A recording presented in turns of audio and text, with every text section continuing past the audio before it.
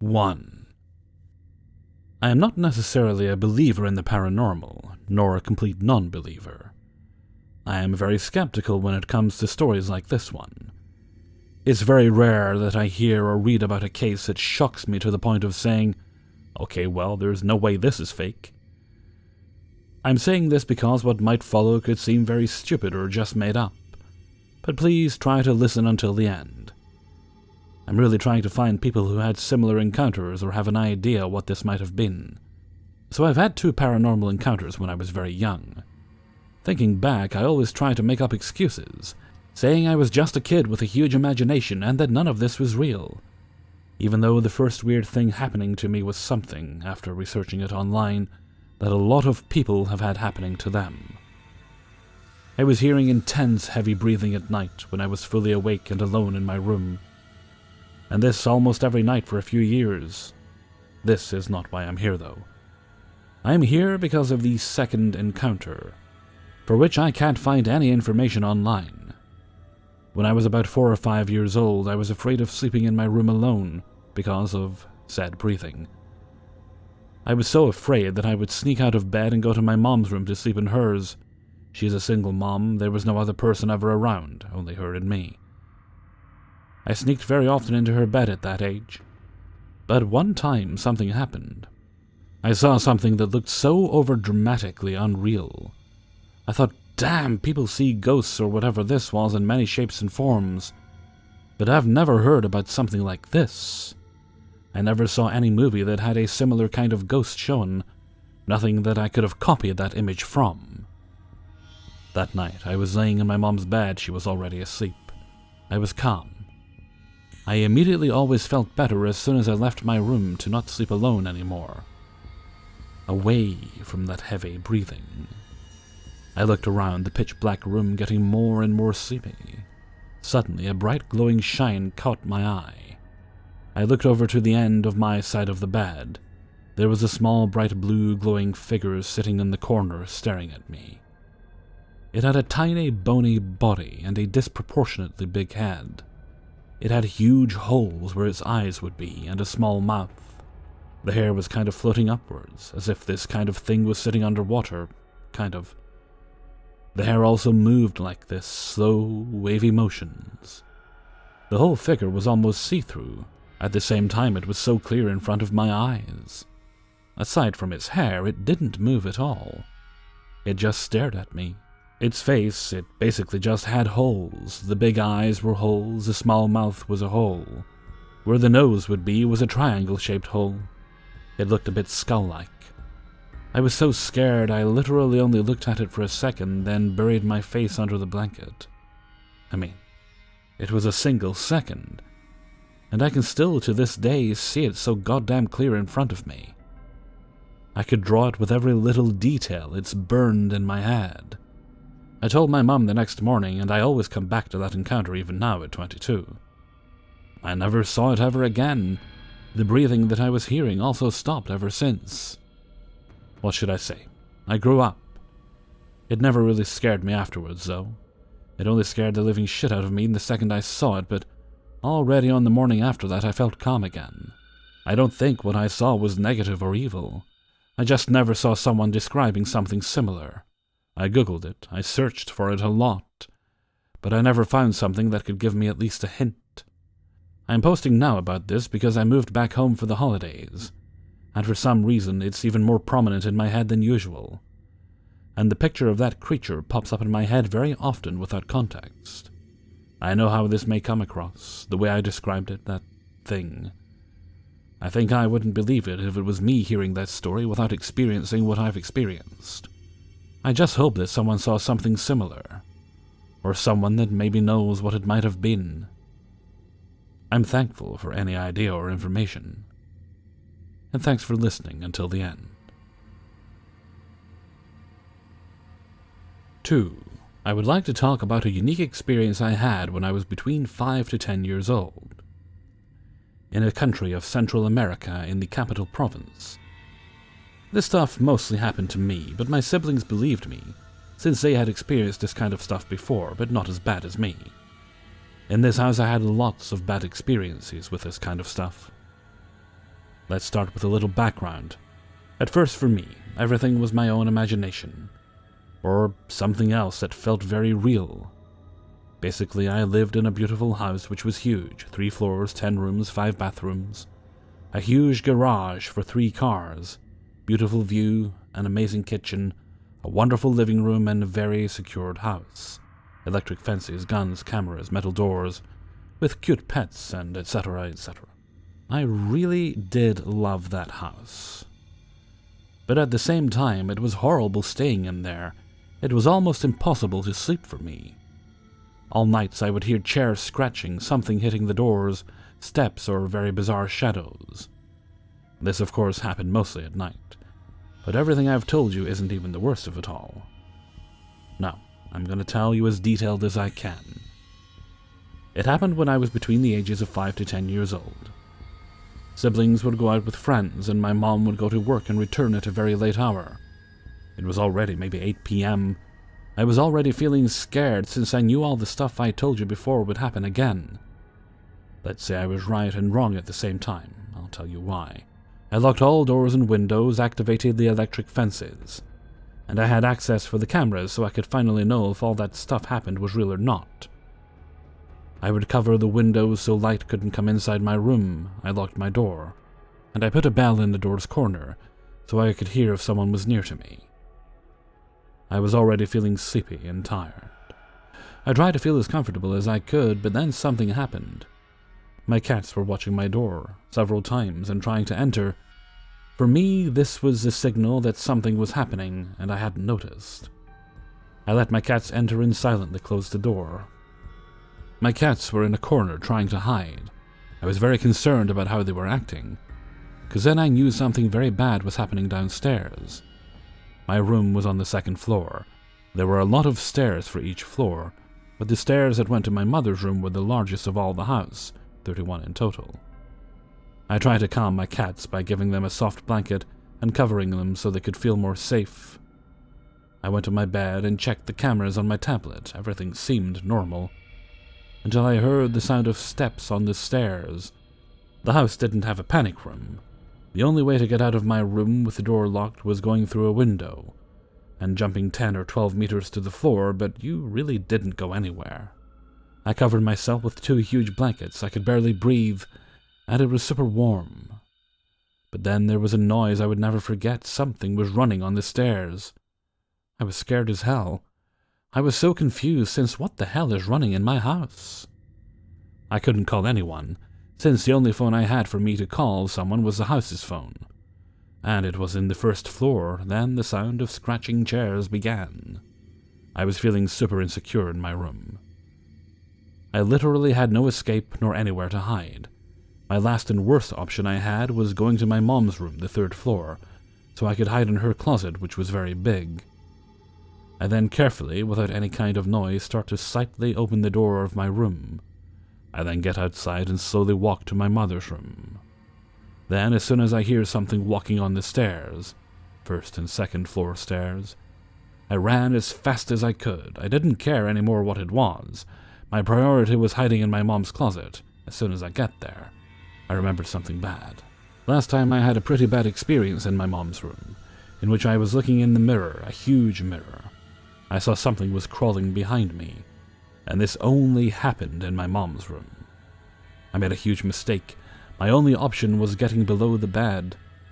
I started seeing shadows all over the room. It was freaking hell for me. I was out of options and ideas. The only thing I did was fainting from terror, and I slept below my mom's bed. In the morning, I was on my mom's bed. She was so confused and scared of what happened. Why was I sleeping below her bed? I told her everything as detailed as I could. She was impressed. She told me that next time I go to sleep, she will cover all the mirrors and use a special light for the night. And well, this is as much as I could remember. This happened between 2009 to 2014. Then my family and I moved out to another house, less scary and beautiful. Thanks for listening. 3. At the start of the year, I went to the Philippines for about 2 weeks. I spent around 10 days at my late grandmother's house. My grandma died in 2010, and this was the first time that I had visited the country since 2008. My mom and her siblings have shared custody of my grandparents' house, but it is usually empty unless family is coming into town. There are 3 rooms in the house: an office, a large spare bedroom, and my grandma's room. Since I am a 23-year-old male and was staying in the house with my mom and 2 other aunts, I was assigned to stay in my grandma's room by myself. The first night I didn't see anything. The second night I went out with my cousins and treated them to dinner and some drinks. I wasn't out super late. I probably got back around 12 or 1 in the morning. I also didn't drink very much due to jet lag. Naturally, I went to bed as soon as I got back. At around 4 in the morning, I was on my side and woke up momentarily to roll onto my back. As I rolled over, I opened my eyes and I saw a figure at the foot of my bed. I've been trying to dismiss it as a shadow or a sleep paralysis creature, but I was wide awake at this point and could make out details of it from the ambient lighting from the window.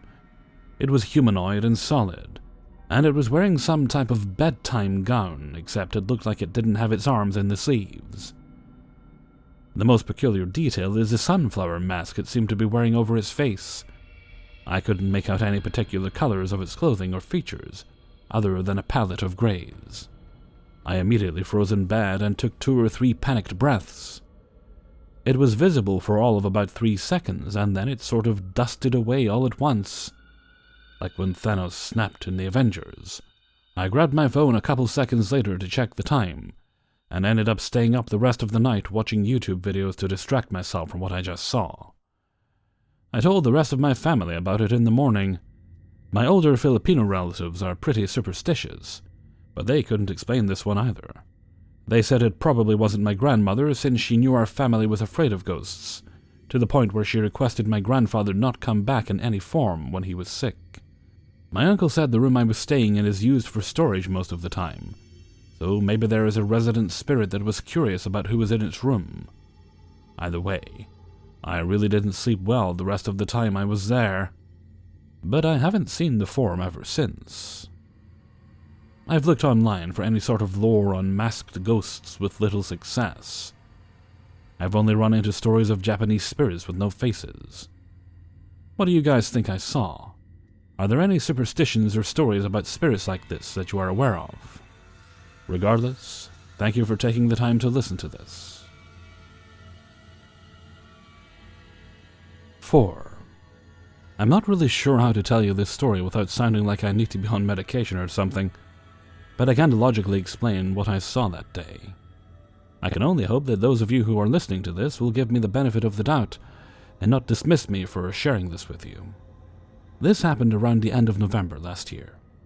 While I was at a late-night party at a mutual friend's house, the night started off fine with us having a few drinks and talking about the classes we'll be having next semester. This pretty much went on till around 2 a.m., and by this time I wanted to go home since the party was already dying down, and most of my friends already left, and I was practically there alone. Instead of wasting money on an Uber, I decided to walk home since my neighborhood was a few blocks away, but it was still a decent walk. However, there was a shortcut. There was a secluded dirt road in the neighborhood which led to a stretch of walkway with an irrigation canal for crops, and it happened to lead straight to the backyard of my house. I began making my way to the desolate dirt road, and I started to second-guess my decision, since that stretch of walkway can be pretty shady, especially at night because a few drug dealers and junkies like to hang out there. I mustered up the little courage I had, feeling confident that I'd be able to handle myself if shit ever hit the fan, so I proceeded to walk on the desolate road. The night sky was well lit, the moon illuminated my surroundings enough for me to see my environment perfectly clearly. The walk was actually pleasant. The only thing that made it tough to navigate was the overgrown thorny weeds and mesquite branches that kept scraping against the exposed parts of my skin. As I continued to walk through the brush, I finally got into the clearing that led to the bridge, and to my relief, there didn't seem to be anyone in sight. As I began to cross the bridge, I then picked up a faint scent of lavender mixed with something rancid, like the smell of good cheese or days-old roadkill. I couldn't tell where the smell was coming from, but as soon as I made it to the other side of the bridge, the environment seemed to suddenly shift. It's hard to describe, but I felt this heavy pressure wash over me, like being submerged underwater, coupled with this gut feeling telling me that something about the environment was just off. I pushed this feeling off as a random anxiety attack, since I do get them sometimes, but deep down I knew this was different. To calm my nerves, I stopped walking and slowed breathing, and began to count to 10 while clenching and releasing my fists, to try and shake off this bad vibe or whatever it was off of me. When I finished my little ritual, I felt slightly better and more at ease.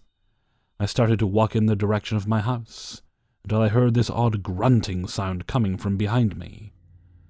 I turned around and saw a woman with short black hair and a silky white gown, crouched down with her back turned away from me. She was just a couple of feet from me, and it was strange because when I crossed the bridge, I didn't see anyone around the area. Did I pass her without even realizing it? I thought to myself. She was hunched over after all, and I do tend to get caught up in my own world. At this point, the faint smell from earlier was just overbearing, so much so, it started seeping into my sense of taste. I covered my mouth with the bottom of my t-shirt, trying to shield myself from it. When I yelled out the muffled words, "Hello, ma'am, do you need any help?" She paid no mind to me as she continued to make that weird grunting noise, and I was creeped out at this point, so I walked away a couple steps, and I turned to get one more look at her. She then decided to stand up, still with her back turned to me, and muttered the word muerte, which means death in English. Confused, trying to understand what the strange woman had said to me, she then slowly turned to meet my gaze, and all the blood in my body pooled in my gut when I saw her face. It was extremely long, too long for a normal human body to be supporting it. The head of this thing almost resembled that of a horse or a donkey's, and the eyes, I'll never forget the eyes as much as I've tried to. They were gaping pits of blackness surrounded by a sea of red. A complete silence fell over the area, as I was terrified to stone by what I was witnessing. My brain, a scrambling mess, was trying to make sense of the unnatural abomination that was before me. The creature then decided to let out what I can only describe as a high-pitched scream, like a cross between a pig squealing and a woman's wailing. My fight or flight reflex kicked in, and I started sprinting to my house as fast as Usain Bolt. I didn't even bother trying to unlock the gate to my fence, I jumped over it with ease. My grandmother saw when I came barging into the house. The words couldn't leave my mouth to tell her what I saw, as the fatigue quickly kicked in after the adrenaline wore off. But afterwards I described to her what I had seen. With a look of urgency, she decided to perform a cleansing ritual that removes and involves rubbing an egg all across my body in 3 circular motions while chanting a special prayer. She then cracked the egg she was using into a clear glass cup that was half filled with water, and when she did, the egg came out with streams of blood, and the yolk that came out of the egg looked similar to a human pupil, which is a very bad omen for the person who is being cleansed. After seeing this, she laid her hands on my forehead and chanted another prayer for about a minute, and threw the raw yolk out of her house and into the driveway. She didn't bother saying anything to me till the following morning. She reluctantly told me that what I saw was called Segwa, an entity that preys on men, kind of like a succubus, and told me that this thing had a very dark and malicious intent, and I was lucky to have gotten away from it. To this day, I haven't set foot on that stretch of road. 5. When I was very young, maybe 2 or 3, yes, I have memories from then, me and my parents and my infant brother moved in with my grandparents in the Dallas-Fort Worth area of Texas after my dad lost his job and my parents needed some time to get back on their feet. My grandparents had a large house, they have since moved, so for the first time ever I was allowed to sleep in my own room. This was better anyways because my parents enjoy sleeping in, and I wouldn't be woken up by my brother every time he cried. Anyways, I was in the room above the porch and I was excited, but also a little nervous, so my grandparents gave me a nightlight, the kind that projects an image of a cartoon night sky on the ceiling, as a means of comfort, It worked, and I fell asleep quickly. Some amount of time later, I awoke to hear a little pitter-patter sound coming from the corner. I sat up in my bed and looked over, and right there, dancing around the nightlight, was a purple goblin-esque creature with huge yellow and white eyes that glowed. They reminded me of light bulbs. I asked him what he was doing, and he seemed a bit startled. He was wearing rags and didn't seem dangerous or malevolent.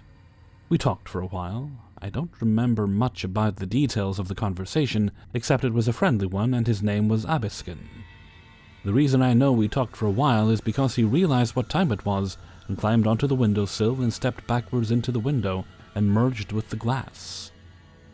The way a water droplet merges with another. All I could see was the impression of his eyes in the window. I realized that it was morning, this is how I knew that we had talked for a while, and ran to tell my parents. They wrote it off as a dream, and I did too. I've never been inclined to believe in anything supernatural. We never even brought up Abiskin again. That is until the summer of about 8 years later. We were staying for our summer vacation. This time I was in a room with my brothers, and my sisters shared the room above the porch. They were about 3 and 5 years old at the time. One of the days that we were staying, my 5-year-old sister got very sick and wanted to sleep in my parents' room, because she was nervous about her asthma or something. At this point, my 3-year-old sister was not afraid of sleeping alone. She was in fact excited too, as I had been. She slept that night, and my other sister did so in my parents' room, and all was well. Everyone woke up the next morning to an uncharacteristically big breakfast for some special occasion I can't remember. Everyone except my 3-year-old sister, and sleeping in was out of character for her. My mom went up to investigate, and a few minutes later she came out white as a sheet. She explained to everyone that she asked my sister if she was hungry for some reason. And she responded that she was hungry, but just so tired from playing with the little man all night. Immediately, my parents and I were thrust back in time. We all remembered that night I had spent playing with the little man. I asked her if the little man had a name, and she said that she was too tired to remember anything. These days she has no recollection of these events. All of this was extremely jarring in that moment, mostly because she had never heard of Abiskin, because we had never talked about him with anyone, because to our knowledge he was just a dream of mine. This experience is the only reason I feel inclined to believe in anything supernatural to this date. I've told many people this story, but I figured I'd ask because I have never been able to find any information on this encounter. I hope y'all can help me identify exactly what this was. I wanted to dance with him, but he told me to stay in bed. I do remember that. I also think that he asked me about my dreams. Hey everybody, Hellfreezer here, and thank you very much for listening to... what is this? Oh wait, yeah, still regular paranormal. Okay, 5 True Paranormal Stories. Episode 175. The reason for my slight confusion there is because paranormal stories are going to be changing. They kinda have to. Change or die, that's the situation we're at right now. The views are pretty bad, worst they've ever been, so I'm thinking we'll have to do themed stories. Creature encounters, all ghost tales, not technically paranormal, but kind of sort of maybe sometimes. We'll do sleep paralysis. It's debatable as to how paranormal that is, though. But, themed videos, Hat Man, Shadow Hat Man, Shadow Tuxedo Man with slippers, Tuxedo Man with slippers and a hat smoking a pipe man. Just themed videos, you get the idea. And we'll see how they go. I think, to be perfectly frank, and Roger and Bill and Steve, that they will ultimately do better. Yeah, a lot of paranormal stuff out there. Mine, I'm pretty proud of them. I don't pick stories that are rubbish, but you've got to catch people's attention, and I think themed videos might be a better way to do that, rather than just 5 randomly sourced stories, no matter how good they are. It might mean the occasional week where we don't do paranormal, or it might mean the occasional week where we just do the regular paranormal instead of the themed videos. That might actually work better. We'll see how it shakes out. I'll come up with something interesting, hopefully. Okay, and with that, I'm going to head off for now. So until next time, thank you very much for listening, and take very good care of yourselves.